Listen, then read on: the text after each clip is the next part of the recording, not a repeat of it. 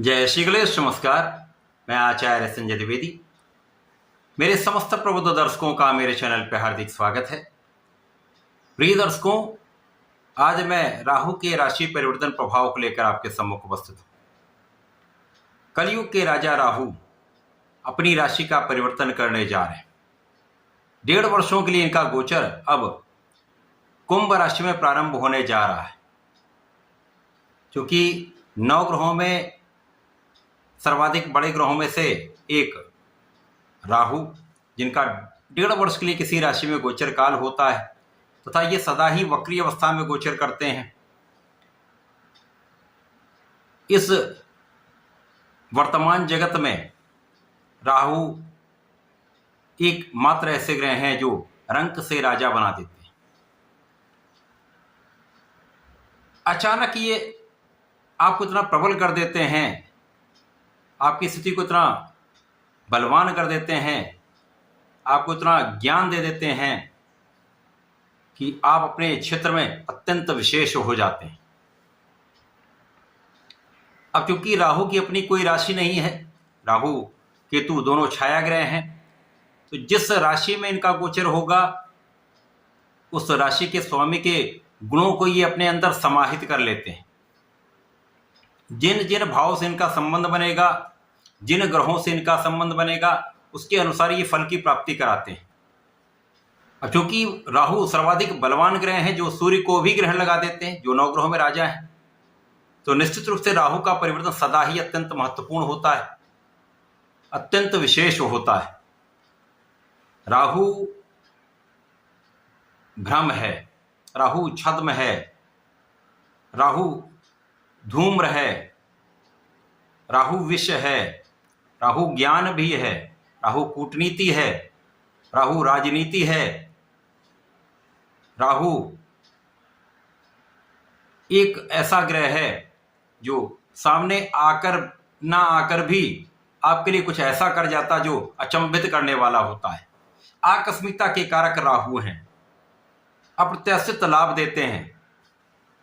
ये जो भी देते हैं छप्पर फाड़ के देते हैं, चाहे वो धन हो, ऐश्वर्य हो, वैभव हो, सुख संपदा है अथवा कष्ट है। आज मैं कर्क राशि के लिए राहु के इस राशि परिवर्तन का किस प्रकार का प्रभाव प्राप्त होगा, राहु के इस गोचर काल में 1.5 वर्ष के समय में कर्क राशि के जातकों को कुछ लाभ मिलेंगे अथवा कहीं पर कोई समस्या आ सकती है, संपूर्ण विश्लेषण मैं पूर्ण तर्क के साथ करने जा रहा हूं। प्रिय दर्शकों, इस राशिफल को आप अपने लग्न तथा राशि दोनों के अनुसार देख सकते हैं। राहु का गोचर कर्क राशि के लिए अष्टम भाव में प्रारंभ होने जा रहा है। अष्टम भाव आकस्मिकता का भाव है, आध्यात्मिकता का भाव है, मृत्यु का भाव है, क्षय का भाव है, त्रिक भाव है। यहां पर राहु आकस्मिकता के कारक हैं। यहां पर गोचर करेंगे तो कुछ विशेष स्थितियां बनेंगी। अब क्योंकि यहां पर ये शनि की राशि में है, शनि का भाग्य भाव में गोचर है और भाग्य भाव में जो राशि बनती उनके स्वामी गुरुदेव बृहस्पति हैं, जिनका गोचर 12वें भाव में प्रारंभ हो चुका होगा। तो जो स्थितियां कर्क राशि के लिए बन रही हैं वो अत्यंत विशेष है। राहु यहां पर आपके लिए अचानक धन के मार्ग खोल देंगे। आकस्मिक धन का लाभ निश्चित रूप से प्राप्त होगा, यहां पर कोई संदेह नहीं। बड़ा धन प्राप्त होगा, पैतृक संपत्ति से धन प्राप्त हो सकता है, लॉटरी सट्टे से धन प्राप्त हो सकता है, परंतु इस धन को बचाने का प्रयास करना चाहिए। जितनी तेजी से धन आता है उतनी तेजी से धन चला भी जाता है, अतः इसके मैनेजमेंट पर ध्यान दीजिए। धन को संचय करने का प्रयास करिएगा।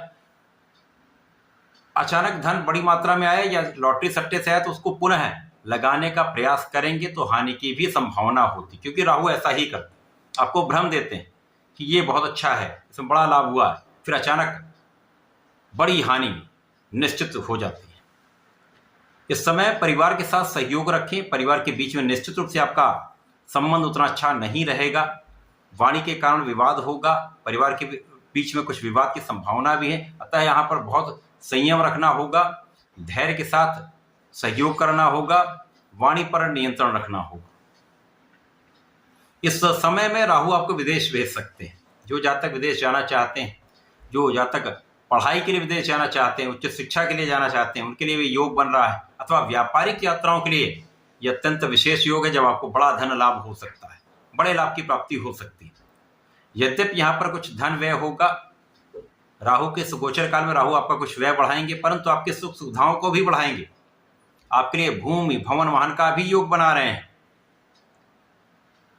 राहु का प्रभाव लोगों के बीच में आपके कार्य क्षेत्र का विस्तार करने वाला होगा। विशेष रूप से कला क्षेत्र में जो जातक हैं उनके नाम यश में वृद्धि का योग निश्चित रूप से बन रहा है। धन प्राप्ति का योग बन रहा है, लाभ प्राप्ति का योग बन रहा है। परंतु यहाँ पर जब भी नाम होता है, यश प्राप्ति होती है, तो यहाँ पर अपयश का भी योग बनता है। अतः यहाँ पर बहुत धैर्यवान होकर आपको चलना चाहिए।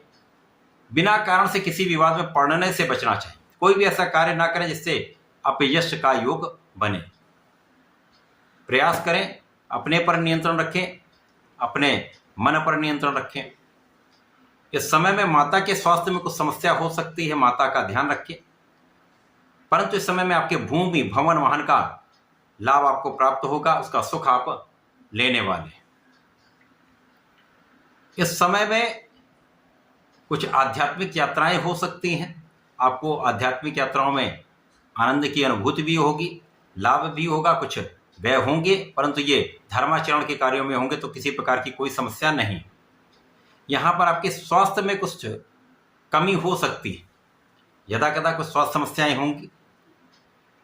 यहाँ पर जीवन साथी का भी स्वास्थ्य निर्बल होगा। यहाँ आप दोनों को अपने भोजन पर नियंत्रण रखना चाहिए, अपने स्वास्थ्य का ध्यान रखना चाहिए, अपने जीवन शैली को बदलना चाहिए। स्वस्थ जीवन शैली को आप यदि अडॉप्ट कर लेंगे, योगा प्राणायाम करेंगे, अपने फिटनेस पे ध्यान देंगे तो समस्याएं कम होंगी। बाहर के खाने से बचाव करेंगे तो विशेष प्रभाव आपके स्वास्थ्य पर पड़ने वाला है।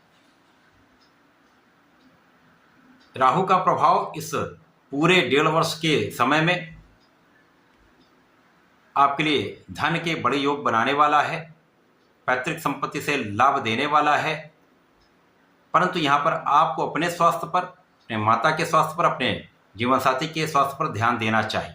इसी प्रकार से जो जातक साझेदारी में कार्य करते हैं, व्यापार करते हैं, किसी प्रोफेशन में, यहाँ बहुत सजग रहना चाहिए। धोखे की संभावना निश्चित रूप से है, तो यहाँ पर यदि आप ध्यान देंगे तो समस्याएं कम से कम होंगी, कष्ट कम से कम होगा, लाभ बढ़ेगा, हानि की संभावनाएं कम हो जाए। इस पूरे समय में जो कुछ होगा वो बड़ा अचानक होता है, आकस्मिक होता है। आप एक्सपेक्ट नहीं कर पाते, आपका लाभ बढ़ जाता है। आप एक्सपेक्ट नहीं कर पाते, आपके लिए विदेश जाने का योग बन जाता है। आप एक्सपेक्ट नहीं करते हैं, वहाँ पर आप धन का बड़ा लाभ मिल जाता है। तो ऐसी स्थितियाँ बन रही, परंतु इसी प्रकार से कहीं ना कहीं यदि आप सजग नहीं होंगे तो हानि का भी योग बन सकता है। तो इस पूरे समय में आपको नियमित रूप से भगवान भोलेनाथ की आराधना करनी चाहिए। आपको प्रत्येक रविवार सोमवार भगवान भोलेनाथ पर जलार्चन करें, नमः शिवाय पंचाक्षर मंत्र का जप करें, लाल पुष्प का अर्पण करें, लाल चंदन का अर्पण करें तो विशेष लाभ प्राप्त होगा। तथा गाय को रोटी, गाय को गुड़ या यदि आप खिलाते रहते हैं तो आपकी समस्याएं कम होंगी, बाधाएं कम होंगी। इस समय का उपयोग करके लाभ आप ले पाएंगे। तो ऐसा करके इसका लाभ लें। धन्यवाद, नमस्कार।